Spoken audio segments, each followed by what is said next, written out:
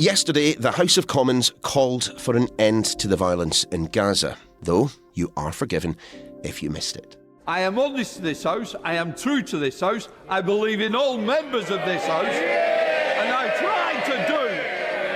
tried to do what I thought was the right thing for all sides of this House. Certainly by now you'll have seen the chaos. Conservative and SNP MPs walking out. The Speaker, Lindsay Hoyle, apologising, saying he had MPs' safety as his ultimate concern. And I apologise for a decision that didn't end up in the place that I wished for. Yesterday was an SNP opposition day, that rare opportunity to propose their own motion to be debated. In this instance, it called for a ceasefire, decrying the, quotes, slaughter and collective punishment that they see as being inflicted by Israel on Gaza. And look, that should have been voted on first. The language the SNP used was carefully chosen to flag up divisions in Sir Keir Starmer's ranks. But following lobbying from Labour, their alternative, their humanitarian ceasefire amendment to the motion with SNP language toned down, instead was given priority. The Tories also proposed an amendment before they joined the Nats in exiting stage left. Lindsay Hoyle ignored the advice of his clerks, those custodians of the often arcane set of rules and conventions that dictate how the game is played, and made it possible that the SNP motion would never be voted on. So, despite the House ultimately calling for a ceasefire, remember that, today more than 60 MPs have so far openly called for Hoyle to go. Confused? Welcome to my world. I'm Niall Paterson. This is the Sky News Daily. Later, I'll be speaking to one Commons expert about the intricacies of the parliamentary procedure that turned a debate on Gaza into a frankly embarrassing bun fight. Also, one MP who's experienced the public pressure that comes with speaking out on Israel. But first, our chief political correspondent, John Craig. It was chaos. It is true, as the SNP have claimed, that they were stitched up. That's exactly what happened. But the SNP put down as one of their opposition days, and opposition days, obviously, where opposition parties get to choose the business. Labour gets 17 a year, the SNP get 3. Now, they put down 2 motions, both deliberately aimed at embarrassing the Labour Party, with whom they are involved in a big struggle in Scotland. How are they going to embarrass them? First one was on ceasefire in Gaza, wanting to show the difference between what the SNP wants, an immediate ceasefire, whereas Labour's position is much more nuanced and complicated. And the second motion was all about Labour dropping their £28 billion. So it was naked political opportunism, quite frankly. And of course, as it came to it, they were indeed outmanoeuvred by the Labour Party, and they probably were not, though, expecting the decision that the Speaker took to call both the Labour amendment as well as the government amendment. Having said that, Labour put down their amendment first. It's unusual for one opposition party to put down an amendment to another opposition party's motion on an opposition day, but there's nothing to stop them doing it. Let's focus first and foremost on Sir Lindsay Hoyle, the Speaker of the House of Commons. We're recording mid-afternoon on Thursday, John. He's still in the job, isn't he? Yes, but he's fighting for his political life. The main developments are that after his tearful apology on Thursday evening, when he looked a broken man, he looked and sounded absolutely shattered. I think if he is going to go, the earliest will probably be next week. There are those who are out to get him, and those people basically are Conservatives, some ministers privately, and quite a few backbenchers. Significantly, senior figures like Sir Graham Brady, who is the chairman of the 1922 committee, the backbench shop steward, but also the SNP. The SNP are really after him. We saw it on Wednesday evening from Stephen Flynn when he got up and said that his position had become intolerable. During the course of Wednesday, I spent the day broadcasting from the central lobby. So ministers, senior backbenchers, and a lot of ministers privately were saying the way he'd behaved was disgraceful. Significantly, one senior minister said to me, it won't be the government who moves against him because we don't want to keep our hands clean. And I suspect if it comes to a vote, I think there is a good chance that Sir Lindsay could survive. What of Stephen Flynn, though? He said it's time to go. We've got no confidence in you. Now, there is what's called in Parliament an early day motion. Now, EDMs never get debated. I call them Parliament's graffiti wall. It's basically a mechanism for MPs to sound off, congratulate their local football team in winning, some promotion or something like that. It is an opportunity also for backbench MPs to raise issues that the front bench isn't listening to them on, and, of course, also an opportunity for them to get themselves in their local papers. Yes, of course. So there is an EDM put down by Conservative backbenchers, which around about 3 o'clock on Thursday afternoon, there were 34 Tories, significantly 26 SNP. Now, let's talk about the Tories first. The significant names there are Sir Graham Brady and other members of the 1922 executive, Bob Blackman, Gary Sambrook and Geoffrey Clifton Brown. Now, is this a plot by the executive of the 22? But given the fact that Labour will support Lindsay Hoyle, yeah, and some Tories will. But if it comes to a free vote, of course, the MPs will be able to vote the way they want. But a lot of these MPs on this list are, I think it's fair to say, the malcontents. The Danny Krugers, the Miriam Cates. Some of them are the same people who want to get rid of Rishi Sunak. They just want to get rid of whoever's in power, whether it's the Prime Minister, the Speaker. They're insurgents. They're, as I say, malcontents. I mean, for example, James Dudderidge, the man that Boris Johnson famously called Dudders when he was plotting a comeback, he was one of the first people, he was leading the charge to get rid of John Bercow, and now he's trying to get rid of his successor. Now, another legitimate criticism of the chair, not against Sir Lindsay, but Dame Rosie Winterton, the Deputy Speaker, there were complaints led by Paul Bristow and Kit Malthouse. When she put the vote on, first of all, it was the Labour amendment first. Those in favour say aye. Huge ayes from the Labour people. All those against say no. And there were one or two no's, but they were drowned out. She said, I think the ayes have it. And she did the same with the SNP motion. Now, meaning that the House agreed that there should be a ceasefire in Gaza. And it went through on the nod. Now, arguably, she should have said, OK, let's have a division. Because it does happen every now and again that even if there's an overwhelming majority, the Speaker or Deputy Speaker says, OK, let's have a vote so that those who are against this can record their opposition. I think she probably should have allowed the vote to take place so that we could have seen just how many Tory rebels there were. Let's be absolutely brutally honest about this, John. All three parties were playing politics yesterday, weren't they? There were plenty who were there for the people of Gaza, but also for politics as well. Well, we are in an election year, aren't we? And doesn't make it right, though. I can see the election on the horizon as much as they can. Yeah. Doesn't mean that they get to behave like this. Well, I think as the election grows closer, we'll probably get even more behaviour like this. The Speaker will no doubt try and keep a lid on it if he survives. We've seen ugly scenes in the Commons many, many times. At least nobody grabbed the mace last night. The mace is that long gold thing, by the way. Sorry, thanks, John, for explaining. Sorry. But let's bring it back to Gaza, because ultimately something strikes me. I mean, the SNP got what they wanted, didn't they? Yes. But couldn't they have brought others with them? Their motion was designed not to.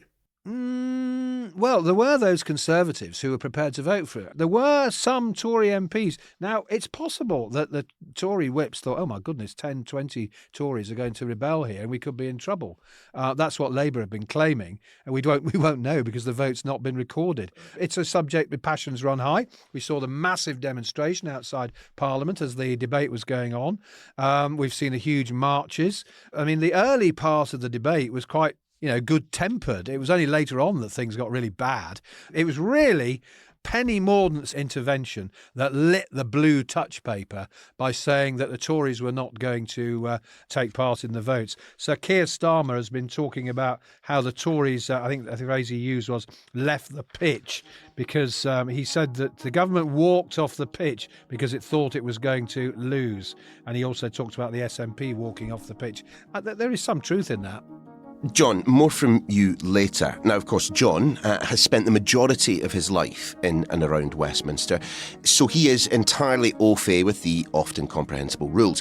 For those of you still scratching your head, though, let's bring in Dr. Hannah White, Director of the Institute for Government, and who herself started her professional life as a clerk in the House of Commons. Hannah, good to see you. Perhaps the place to start is with the idea of an opposition day. Exactly what is it? Because, as I understand it, you can be a little bit mischievous with them. You can. I mean, I think the important thing to bear in mind is what happens in the House of Commons is almost always determined by the government. We have a really executive-controlled parliament, more so than lots of other countries.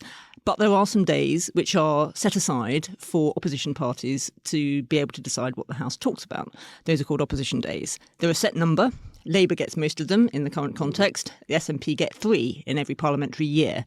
And on that day, it is up to the party to decide how to use the time. So there is an SNP motion on the table to be debated, but others can propose amendments to it, including, of course, other opposition parties. But there's a nuance there as well, isn't there? So, as with most parliamentary business, other parties can put down amendments, and then it is up to the Speaker to decide which amendments get selected and therefore can be voted on. So you can talk about the different amendments which are down on the paper, but they don't all necessarily get voted on.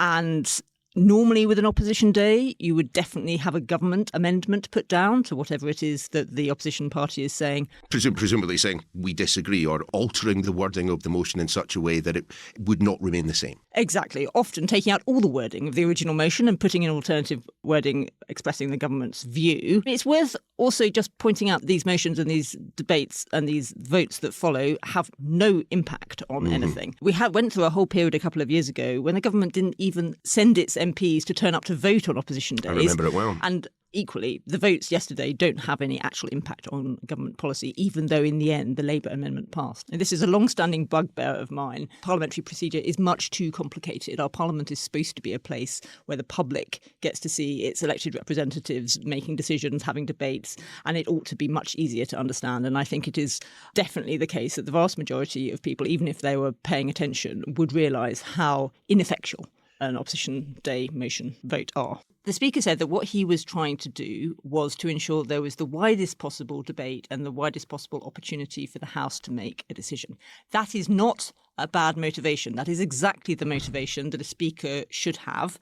They should always try to allow for broad debate. The whole function of parliamentary procedure is to enable the House to have the debates, to make the decisions that it wants to have. And if that involves tweaking, changing procedure, that is fine, as long as there is cross-party agreement for that to happen. And that was the problem yesterday. So by breaking from the way in which things have been done almost on every other opposition day debate in the past, Lindsay Hoyle brought about a set of circumstances in which, despite the fact this was an SNP opposition day debate, despite the fact that the SNP had tabled the motion, they might not have actually ultimately, at the end of the day, had a vote on the thing that they proposed on their one of 3 days in the parliamentary calendar to actually do.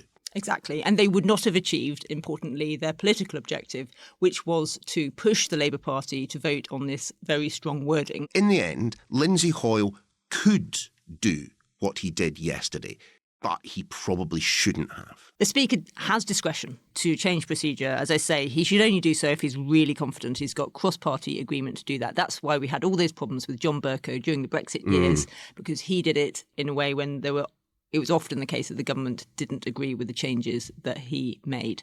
So ultimately, in a field full of MPs on their high horses today, the SNP perhaps has a little bit more legitimacy to the tone that they are taking today. I think that's right, although I think it's obviously also the case that it's quite advantageous to the SNP to be able to stand up and say, look, the Westminster Parliament doesn't work for the SNP.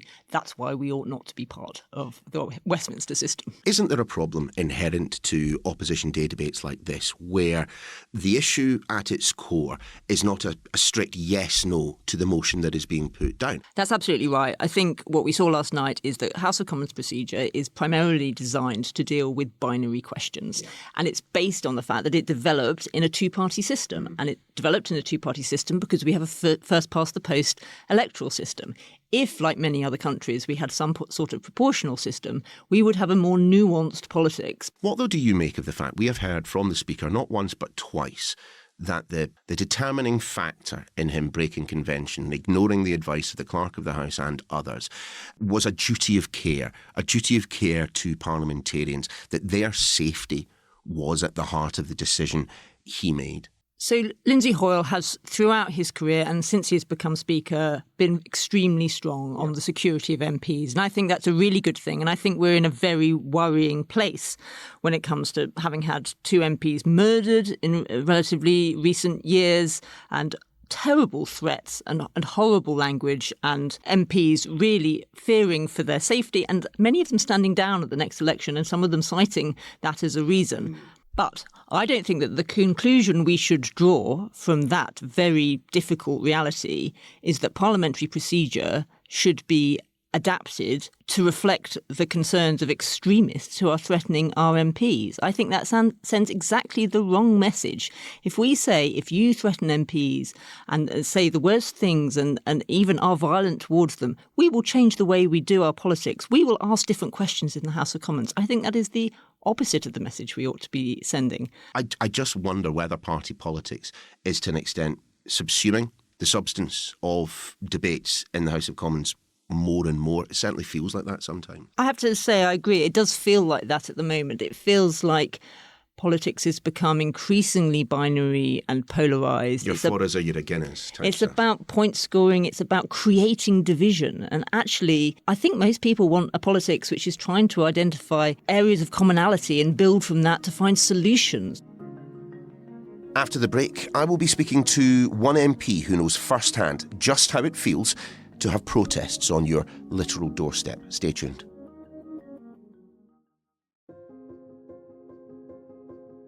The Speaker apologised to the House last night, which did precisely nothing to stop MPs calling for him to go.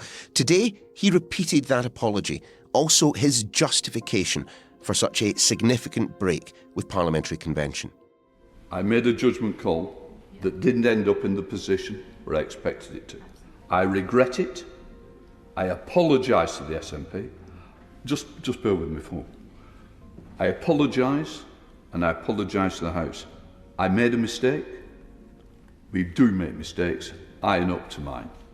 OK, so let's speak to one MP who knows exactly what it's like to have protests outside their front door after, more than 60 of them arrived at his constituency and indeed family home demanding a Gazan ceasefire.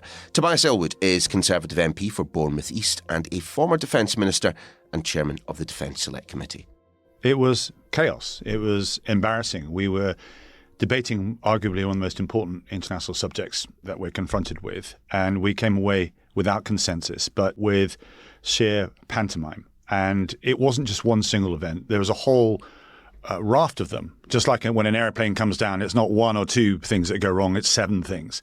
And it began, if I may, by the SNP choosing an international subject to discuss on their Opposition Day debate. And Britain normally stands together when we debate these international issues. There's discussions behind the scene to make sure that there's consensus, whether it be on the Red Sea, dealing with the Houthis, or indeed on Ukraine, as it should be, in my view, on the Middle East as well. Of course, there are calls for a ceasefire, but with humility, I'm not sure many members actually understand the details of a ceasefire. It's actually a contract between two warring factions, two combatants, and a third party controls it. And we're nowhere near that space. And it led to the worst day in Parliament that I've experienced. As you've alluded to, a series of mistakes led us to the position that we found ourselves in yesterday. But ultimately, if the Speaker of the House had listened to his clerk, we wouldn't be in this situation, would we? That is fair. He ignored the advice. He ignored standing orders. He ignored protocol. And there are questions to be asked as to what conversations he had behind the scenes. And there's no doubt about it that his reputation is damaged. Given his due, he came back in the evening to apologise for what he had done, not expecting the outcome there. But I stress we should not be debating these international matters, particularly when it's developed in such a high-octane issue itself, so charged. We had big demonstrations outside Parliament as well. I've had one outside my house. I've been the most critical of Netanyahu, of the Conservatives, saying what folly his war is. This invasion that he's orchestrated will be studied at Sandhurst and at West Point as to how not to utilise urban warfare because it's gone so wrong, without strategy, without clarity as to what victory looks like. I've said all this, still I had a demonstration outside my house. This is how highly charged this issue is. Britain's voice is respected on the international stage. We command authority, have convening power. What Parliament says is being watched across the world. What they saw last night was an embarrassment. If yesterday had taken place as the SNP had intended, and Labour MPs had been put in a position of having to abstain or indeed vote against the SNP motion calling for this ceasefire, but also using words like slaughter and collective punishment, which the Labour front bench couldn't have countenanced, then this morning, no doubt, we would have been talking about politicians with protests outside their houses, with death threats being rung into the House of Commons. Didn't Lindsay Hoyle have a point, at least on that, MP security and safety, because of this one issue, is potentially being compromised? There are huge concerns on Labour's side and indeed others, as I experienced, about MP safety. We need to have that debate. But in the bigger picture of discussing Gaza, that wasn't the place. It should have happened beforehand. It's an important issue to be debated separate from what our position is on a ceasefire for Gaza. So as you say, you have been a very outspoken critic of the strategies used by Israel, particularly Benjamin Netanyahu. You've named him and you've been openly critical. And you have had protests immediately outside the place that you live. How does that feel? Do you accept it as part and parcel of the job? I probably do more so, or we do as MPs, because there is a rough and tumble of being a politician. The people that don't expect to see that are the families and the residents as well. And it was wrong what happened. I'm grateful to the police for their quick response. They got there before the demonstrators were there to be able to block my entrance, but it lasted 3.5 hours. And we have to ask ourselves, in society, is this acceptable? I stress the point that if we want good people to step forward, to make decisions, to take our country forward into the future, then they will be put off if they're not looked after. Britain has a role to play on the international stage. We're not about to do that if we don't get good MPs. If you took what Lindsay Hoyle said at face value, parliamentary procedure was therefore set aside because of intimidation tactics. Isn't that what would have happened? So what then is happening by this rationale that you're then putting forward is that our debates in Parliament are changing, are altering, are being affected by mass voices outside, by threats from outside. That cannot be right. It should be us that shapes and leads the argument, not responds to the threats that we see from afar or indeed outside our houses. So something's gone very wrong there indeed. Is there then opportunity for consensus in the House of Commons as to what the policy should be, as to what the foreign policy should be as regards bringing about that end in violence? And that is probably the most pertinent question that you've asked me so far. It is the last one, yes. Because I do believe in that debate, horrible though it was, that there was consensus to be found. That if you take away the party politics and you put our country's interests first and our interest in resolving part of the world that we have a historical connection with and have some influence over, then yes, there is consensus to find the wording about agreeing on not only the ceasefire but the steps and the last one. Yes, we could have done that. It will only come about through the back channels, through the chief whips, through the party leaders getting together and agreeing the text and then coming back to the chamber. And that was exactly my final words of my own speech that I said to all benches when we finished our debate yesterday. Whether that will materialise, we'll have to wait and see. Well, let's head back to John Craig. I think if I had to have a bet, I'd say probably, but not definitely. He may well have decided, of course, over the weekend decide I've behaved badly, I should offer my resignation. But I think there will be those, the enemies of Sir Lindsay will try and force a vote. But I do think if it comes to a vote, there is a chance he will win that vote because some Tories will support him, as we've heard already. It's the first really major crisis he's faced. I mean, Burko used to face a crisis about 3 times a day, but he clung on for years. I mean, if you think it was 2015 when the Tories first launched a plot to get rid of him, and he carried on until 2019 for another 4 years. Sure, but it strikes me that the bar for Sir Lindsay Hoyle to decide he might want to leave the post of Speaker is set slightly lower than the bar for John Bercow. I don't think he will want to because he enjoys being Speaker, and for the most time, he's a good Speaker. I mean, he quite bravely published the letter from the clerk, revealing, of course, that the clerk had said, look, you're breaking standing orders, you're breaking convention here. And he has been very honest and held his hands up and said he made a mistake. Not many politicians admit they've made mistakes, do they? They certainly don't, and neither journalists. John? Never apologise, never explain. John, many thanks. So where exactly are we as we edge towards a much-needed weekend? Well, despite Sir Lindsay Hoyle twice apologising and twice admitting he made a mistake, enough MPs from all corners of the Commons wish him gone that his position remains in doubt. And whilst that issue remains centre stage, pretty much none of our parliamentarians are discussing the ceasefire that they ultimately did agree on. The debate was about Gaza. Simply put, why aren't we talking about it?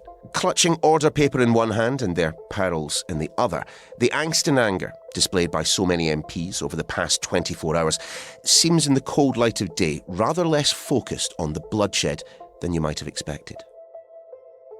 That's your lot for this edition of the Sky News Daily. We'll see you again soon.